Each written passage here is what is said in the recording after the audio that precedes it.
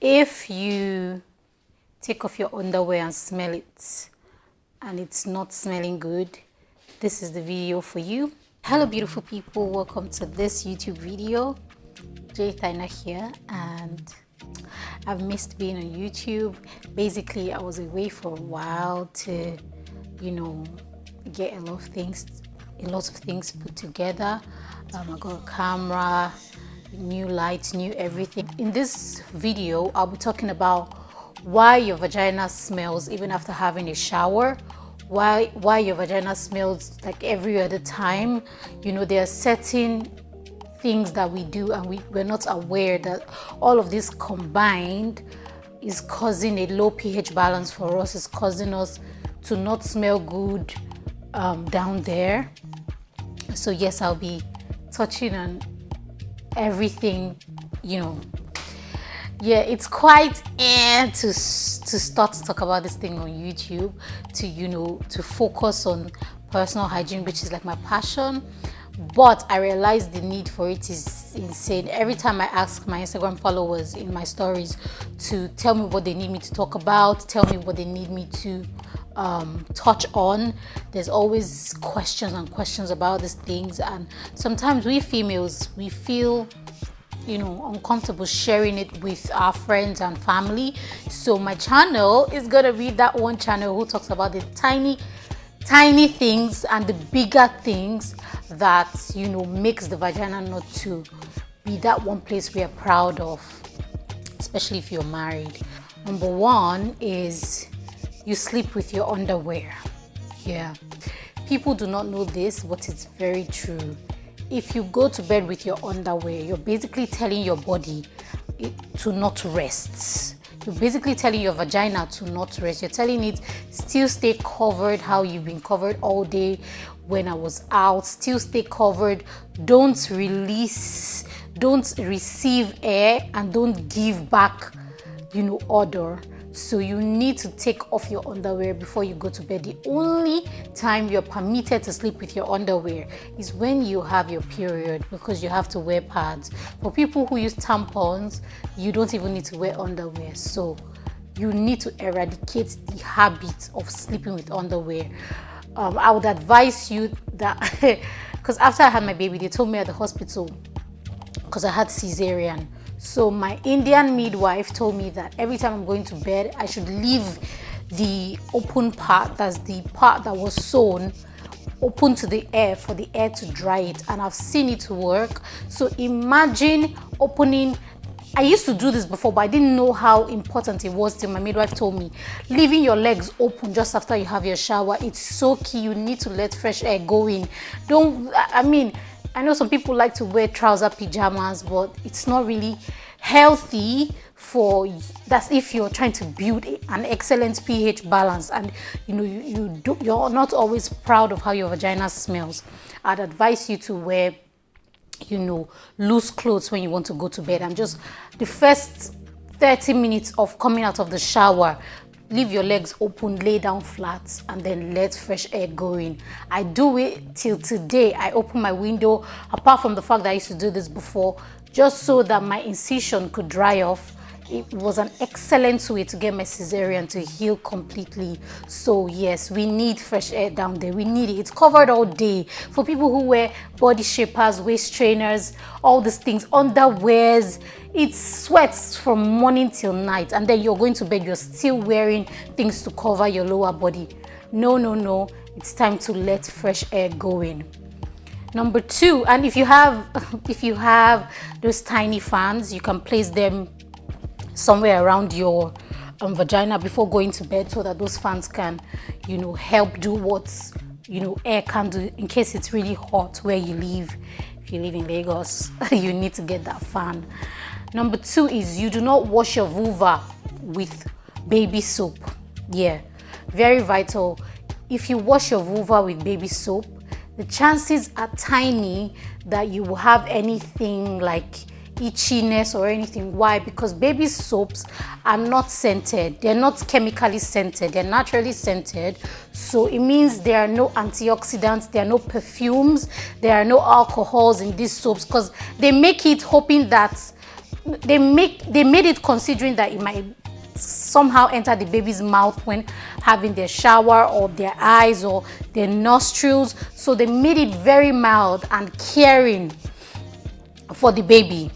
Now, considering that this is what you're using for your private area, it's going to give you excellent result. Go and buy. I always advise my ladies to use Johnson's baby soap, the honey based one. It's beautiful. It has a mild smell, and this is something that I think is even very vital.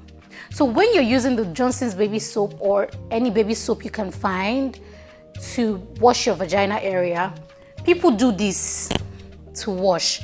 What you should do is this: 2 thumbs to your vulva. Yes, not, you don't need to prick anything there. You're washing your vulva, and your vulva is the part where you have hair. Anything under, it's a no. It's a big no. You don't wash your vagina, you wash your vulva, because your vagina cleans itself, and everything, especially when you have your ovulation, all the discharge, they come to stay in your vagina for you. They come to stay in your vulva for you to see. So you don't have to go into your vagina to bring out anything. It cleans itself. So you wash like this because everything is not out there for you to wash. And this is why you need to take your bath in the mornings and in the nights. Why? Because if you wash it in the morning, for instance, your body has done a lot, you've been through everywhere, you've done everything. It's time for you to wash it off, just so that the next morning you have lesser work to do. But if you're bathing once a day, you still have a long way to go.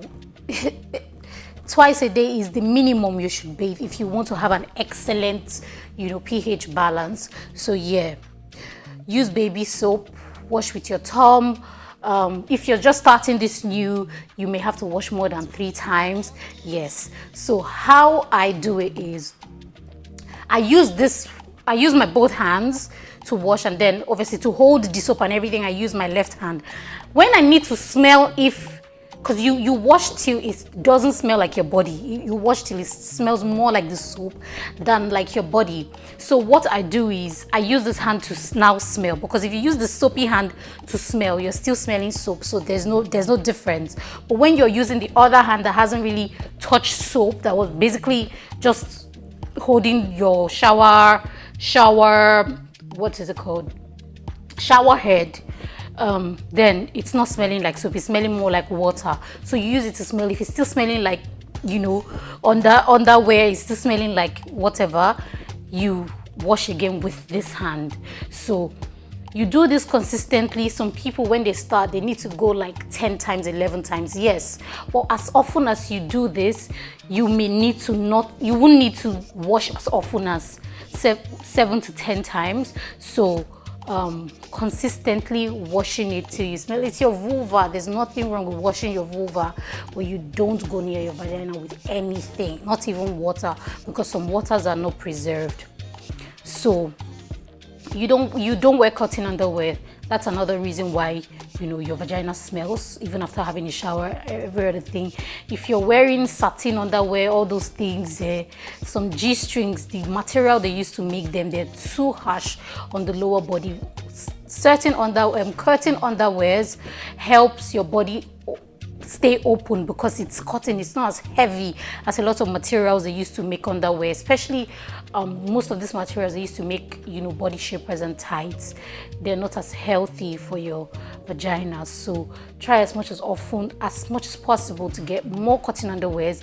And if you can, I know most of those cotton body shapers are more pricey, but try to get them if you can.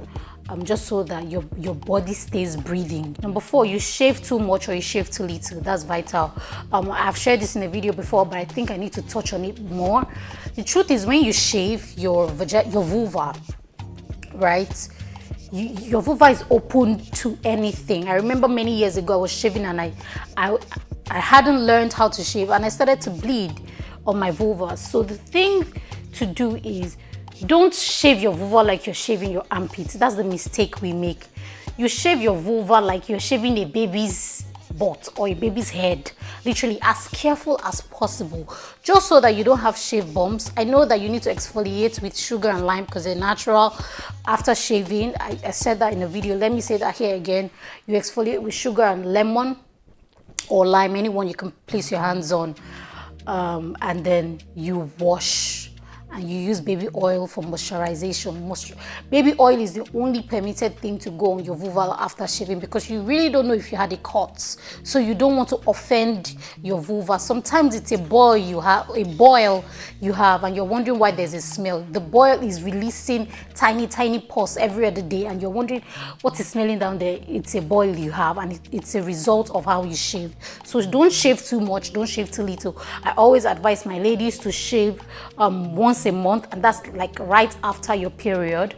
So you shave once a month right after your period, because there's toxins that just came out of your body. There could be hair folks hiding somewhere, so you shave right after, just so that you're clean and clear to go. 4 is, that's number 4. You shave too much or you shave too little, too less. So once is enough. Some people leave their vagina hair to go into 3 months, 6 months. What are you keeping it for? Do you want to plait Ghana weaving on your vagina hair?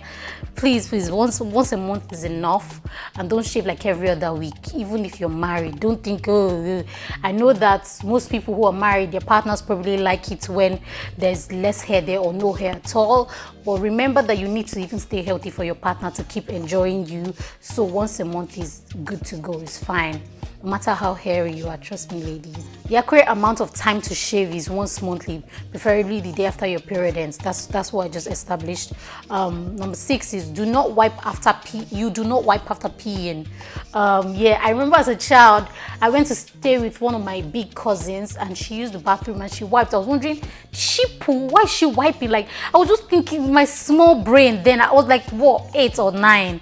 And now I'm older, I understand why that my big cousin was wiping, because you need to wipe after peeing. You need to, no matter where you are. I have a friend who keeps her tissue paper every time in the bag, just so that if she goes where there's no tissue paper, she has her own tissue paper. So yes, ladies, you need to wipe after peeing.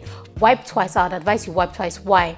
The first tissue paper you take clean dab, don't you dab on your vulva. Then the second one, you touch a bit of it on water, just a tiny bit of water, and then you dab, just so that it's clear and it's fine. It doesn't have like residue of pee or the smell of pee, because when pee stays around your vagina area for too long, it starts to smell as well. So yeah, you want to take out every atom of pee away from your vulva. Number 7 is you do not change your pad often when you have your period. Vital, because that could cause you some infections. I'm going to make a whole different video on infections and how to care for your vagina. If you've ever had infection, if you have infection, if you see symptoms of infection. So yeah, why do you need to leave your pad for 5 hours, 8 hours?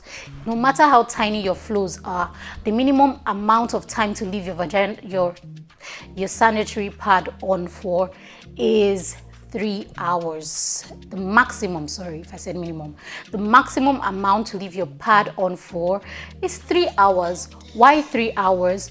Because we're assuming that you had, toxins come out of your body, which is what happens when you have your period. So you need to change the pad, because in 3 hours, if you don't, the things in the pad start to go back into your body, because they've been there for a while. So you need to change your pad, just so that everything that's come out in the past 3 hours, they are toxins, they need to leave, and then a new pad is replaced for new things to go into it, because they really do go into it. And then when they're there too long, they start to turn black. The blood that was red is now black. That's to tell you that it's reached the maximum amount of deadliness, if I would say. So you need to change your pad often at night. Try as much as possible, because some people sleep straight 8 hours. So how do you change your pad at night when you wore the one before you slept 8 hours before you wake up? What you need to do is set timers. People don't like this part, but it's so vital.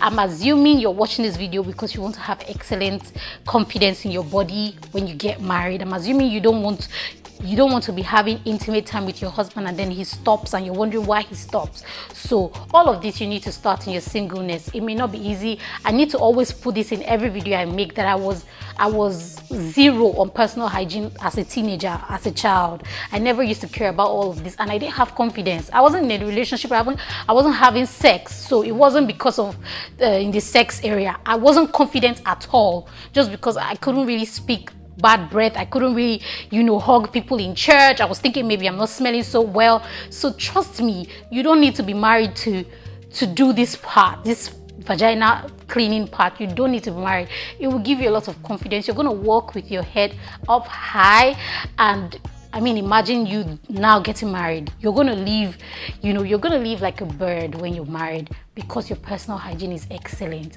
I saw a reel someone made when a female woke up and her husband was going to kiss her. She was like, and then she ran to brush her teeth. I'm going to make a whole video on why you're not confident with kissing in the morning. There's nothing wrong with it for married people. I'm going to tell you how you can't have bad breath any other day of your life.